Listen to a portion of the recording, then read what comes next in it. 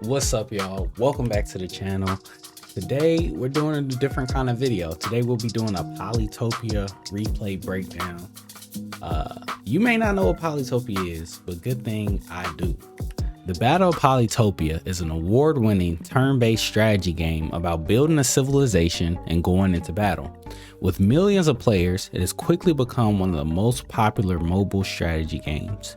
You play as one of many tribes, explore the world, build cities, develop technologies, and wage war against other tribes in order to take control over the mythical land of Polytopia. So Polytopia is a game I've been addicted to for the past couple months. Got all my friends playing it with me as well. It's a fun game, and essentially, if you've never heard of Polytopia before, just think of it as 3D chess, right? It's a strategy game. You're trying to build your army, take out the other army, take their capitals, and at the end of the day, you're trying to win. So it's a competitive game. In this game, we got a 1v1 against me and my brother StridingSpark. Make sure to check out his gaming channel below. But without further ado, let's hop right into the replay. So this is me, Luxador, in the left, and we got StridingSpark in the blue as Imperious. And so early on, I take Rodin first turn because I'm trying to get a bit aggressive. I'm trying to see if I can overwhelm him early on in the game. You know, he's getting his economy up, harvesting some resources. So right away, we got this base in the middle. We meet each other right in the middle of the map. I move my rider over here to try to get an attack. He's going for the ruin here. I take that base, and he gets the ruin, which gives him population. Okay, he takes the resources. So now I get climbing early because I want to get some more vision of the map. Take out that unit, come see this base over here, attack, move away, and now I got control of the center of the map. Take this base to the left, so now I'm up 3 bases to 1, so I'm in a pretty good spot. He's trying to take this base down here. I snatched that from him. Keep moving, take this base. So now I got 4 bases on the map and he only has 1. So that's why I took Rodin so early. I wanted to be pretty aggressive early on and really kind of take over the map here. And now he's stuck on 1 base. He gets a second one here, and it looks like he's gonna try to make a move for this base. Takes an explorer there. Interesting choice. Which honestly, in his position, if we go back in his position, I mean, that's not a bad move to get some scouting, see what's going on up here. The explorer kind of just danced in this one area. It could have gave him a little more information about my capital, but not a bad decision. You know me, I'll pretty much always take the workshop, but I'm not mad at the explorer there. And so now I'm like, okay, I got control of the map. Let me get my economy up. And it looks like he's gonna siege this base next turn, or this turn. Defend that, and then it goes and gets roads and takes that base. Okay. He's getting his economy up. Goes for population there to try to get a super unit.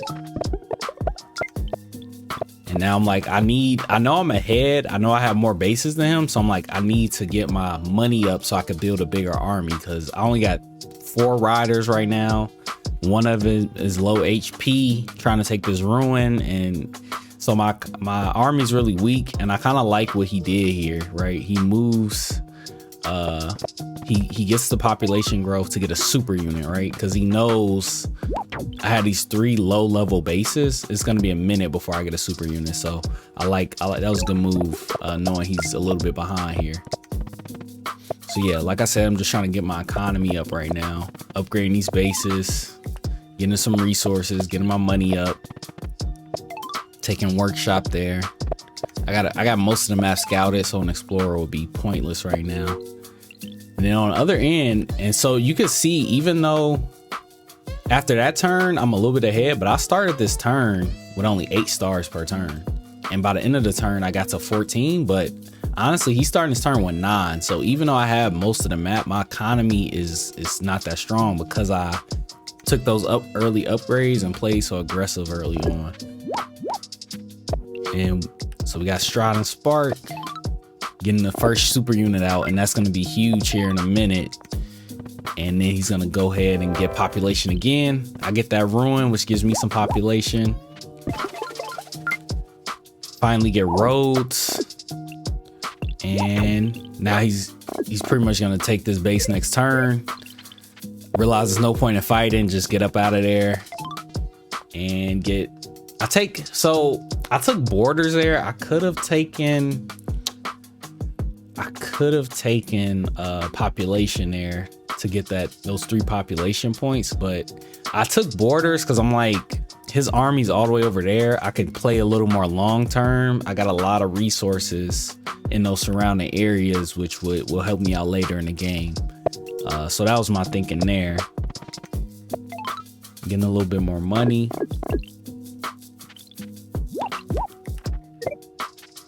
And he's coming in with the riders now. Getting another super unit. Now it's getting pretty dangerous. And he's gonna take this base here. I'm just trying to weaken his riders, trying to eliminate those so I can keep the mobility advantage. But now he's with the roads. Now he's about to siege this base next turn too. Takes that base down there. And notice what I did there. I knew I was gonna lose that base, so I cut all those forests to make it difficult for him to upgrade that base once he takes it, because I didn't want him to take this base, get another super unit, and now he has 2 super units here, and that will be a real problem for these other 2 bases. So I was like, hey, I'm gonna lose that. Let me salvage those resources. That'll give me a little bit of money to work with, and then also prevent him from upgrading his base and getting another super unit, which would have been a real problem. And so he's moving in, sieges this base, captures that base, getting some more upgrades, gets another explorer. Interesting choice. I probably would have won workshop at that point, just to get some more money, but the explorer is not a bad choice. It gave him a good scout of the rest of my land. So I take that base back, get organization, to get my first super unit out, because at this point I'm like, he has 2 super units. He's about to siege this base next turn. He already took one of my bases. I need to get some more firepower here, or he's just gonna roll over me. Because I started really, and that's the thing about this game. I started really fast, took over the map, but because of that, I didn't have the strongest army, didn't have the strongest economy, and he played well. It's out, coming back, and now we got a real battle going on here. So he sieges this base. He's moving in on me. Nice move, moving down to this base, and he could have either went to this base or that one. I think this was the better choice potentially. I don't know, because in one school of thought you could have sieged this middle base, which is right next to my capital, but this base is, a little bit bigger, has some mountains around it, some more resources. So interesting choice that he chose that base at the bottom. And then I push him out here, getting a super unit, using my monument because I'm like, I just lost this base. I'm probably about to lose this base. I cannot lose this base. So I gotta push him out, move my super unit to the middle, weaken this rider here, kills one of those, sieges this base, and starting to be a real battle here. He keeps sieging this base. This base is under siege, and it's gonna be an interesting choice StridingSpark makes in this next turn, which I'm not sure if he did it on purpose, but we'll see. Y'all can drop in the comments whether y'all think it was a good choice or not. So I get the workshop, upgrade this base, and so as you can see, right, he sieges this base. Then the next turn, I got another good push out here. So using my monuments, taking the border growth, getting a what's this called, a lumber yard, and then pushing them out. So now I'm like, okay, we're pretty even, right? I got 4 bases, he has 3. Economy wise, I'm at 16, he's at 14. So credit to, or I'm at 22 by the end of this turn, but credit to StridingSpark by really, you know, that early aggression I played, he played it smart, leveled up his economy, got some super units, and he's making this a really competitive game right now. And then good move here, taking out that super unit, sieging the base with the upgrade. That's gonna be hard to take back. I'm trying to attack his capital, and then he wisely gets a defender there, so that's gonna shut down my ability to siege with the super unit. I go ahead, since I already got you know, forestry, I go ahead, get a catapult, and now I'm just like, okay, I gotta defend because I'm probably gonna lose this base. I need to defend these 3 bases, or you know, I'm gonna be screwed here. So moving in, trying to build my army, and he's getting another super unit. And at this point, I'm like, yeah, oh my god. So now he has a super unit.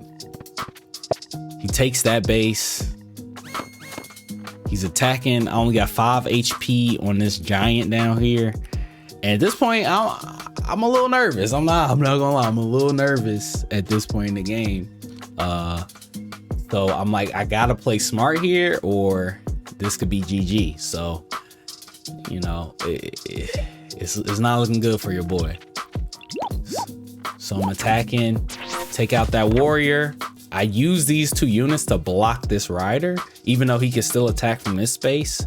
But I didn't want, you know, this warrior and this rider and this warrior to be able to attack me. So I'm like, okay, let me block as best as I can to prevent, you know, this catapult from being taken, because this is one of my strongest units right here.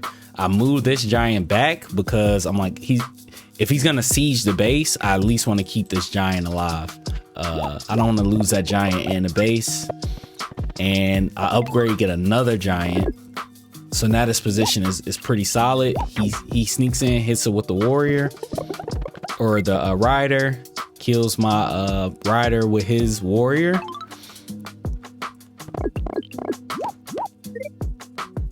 Okay. And then I go ahead and knock out that giant, start healing this one. Take out that warrior, and that gives me the upgrade, which gives me my health points back. So now I got 15 HP on this catapult, and that's huge. Because like I said, this outside of my giants, this is my most important unit. If I lose this, my army is pretty trash. So I gotta keep this alive. And here he goes defender, because I had a catapult here. So that shows you how important this catapult here, because he could have got another warrior or another rider here had he been able to take out that catapult. So blocking that with those 2 riders was a huge move there.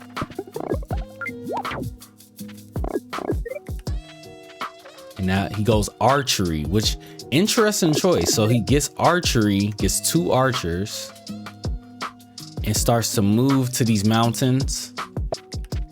So I move the catapult back because I'm like, that's going to be GG. So build a road, move that catapult back, attack with the rider, block it with my super unit, and I go smithery because I'm like, hey, I got a lot of mountains. I can use the mines, and then also I need high damage, high defense, and the swordsman is the best unit for that.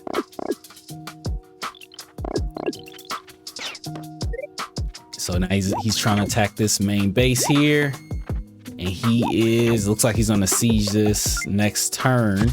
But that's why I need that swordsman, because if I was just a warrior or a rider, I would have definitely got sieged there. And if he put a defender in that base, it would have distracted my catapult.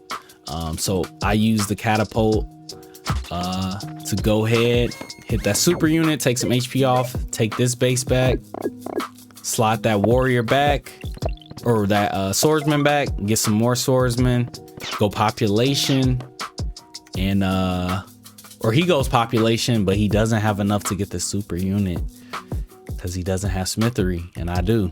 So that was huge there, because if he was able, and remember, I chopped those forests earlier in the game. If those forests were still there, he could have had enough to push that super unit out, and that could have changed the entire game right there. So that's the thing about Polytopia, right? The moves you make early in the game, good or bad, will come back later in the game. There's consequences to every action in this game. So that's one of the reasons it's such a good strategy game. So now I'm moving in, or he's moving in on me with these defenders, has the archers behind him. And now using those 2 catapults, take that base back, keep center control of the map, take this base back, moving those swordsmen up, and then using those mines, getting another super unit right here, and that's huge. And at this point, I'm like, he has a strong army over here, right? A lot of archers, warriors, defenders to block routes and stuff like that. Some riders behind it. But I'm looking at this, I'm like, I got 2 giants. All he has defending his capital is a catapult. And in a domination game, all you need to do is take the other person's capital. So I'm like, skip all this over here. I just need to take the capital. So I'm like, as long as I defend the base here, I'm straight, and then I can get to his capital before he can get to mine. Move my 2 giants up, move the rider up, swordsman, just trying to weaken these units. Move my other giant towards his capital, get a bunch of swordsmen for defense. And at this point, he's gonna try his last hurrah to try to take me down, but with oops, sorry y'all, with 3 giants on his capital, 2 right there, only a catapult to defend it. He wisely GG's, but that was an exciting game. Again, playing some random 1v1s with the homie StridingSpark. It was a fun game. Let me know if y'all like these type of videos. You know, Polytopia is a game I enjoy, so I would like to continue these videos. Any feedback, comments, suggestions, drop them in the comments below. But otherwise, peace, and see y'all in the next video.